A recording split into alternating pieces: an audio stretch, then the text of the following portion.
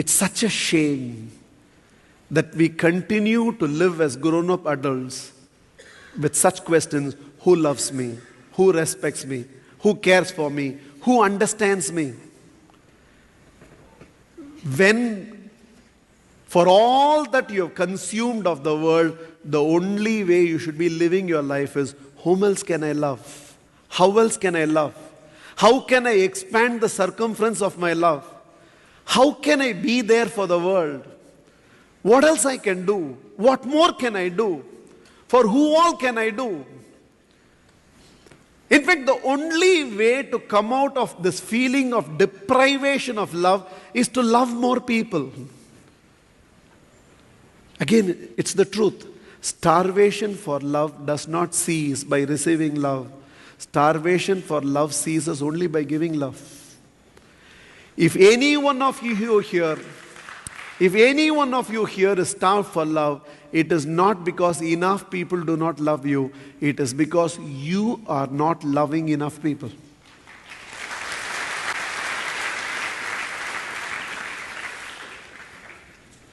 In fact, my favorite story.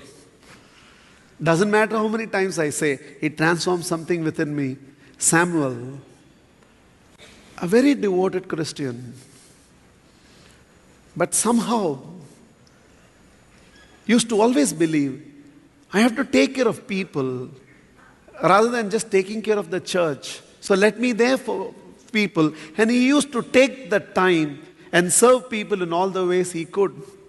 One day an angel appeared and asked Samuel, where are the houses of John, Peter, and Mary? And Samuel said, this is where John lives, that is where Peter lives, this is where Mary lives. But why are you asking? And the angel said, now I brought the list of people who love God, and I brought gifts for them. Samuel said, then my name must be there. Check. The angel checked and said, your name is not there. And she disappeared. For some time in the night, Samuel did not sleep. He was twisting and turning. Next sunrise, the good human being that he is, he just went back to be of use to the world. He was still serving people, and the angel appeared again. Samuel was a little indifferent towards the angel. What, every day you will come and ask for some address. I'll tell you the address. Then you will say, my name is not there. I'm your GPS system or what?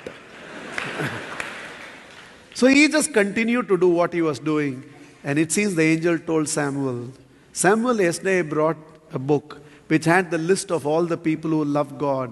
Yes, your name was not there. But Samuel, today I brought a list of people whom God loves, and your name tops the list.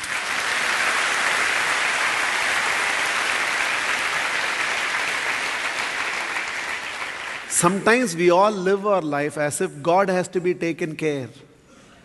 God is there to take care of you. You have to take care of people. You have to take care of the plants. You have to take care of the animals. There is a lot of forms of life which needs your help. And that is what you need to take care of.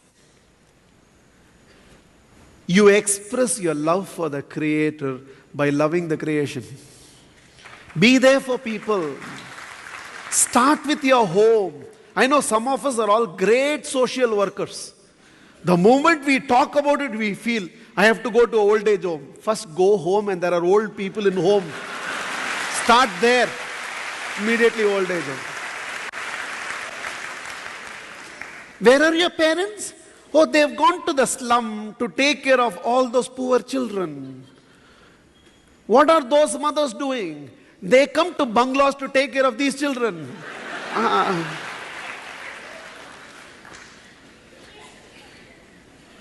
While I do say that we have to expand the circumference of our love, the center of love has to begin with your immediate circle.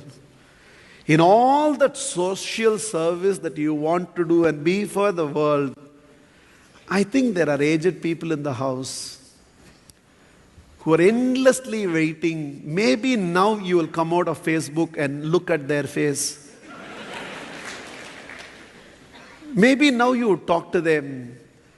I think you all have brought life to a point where the only way to have even a 5-minute conversation with your own loved one, the best way will be to call them on the mobile from the other room.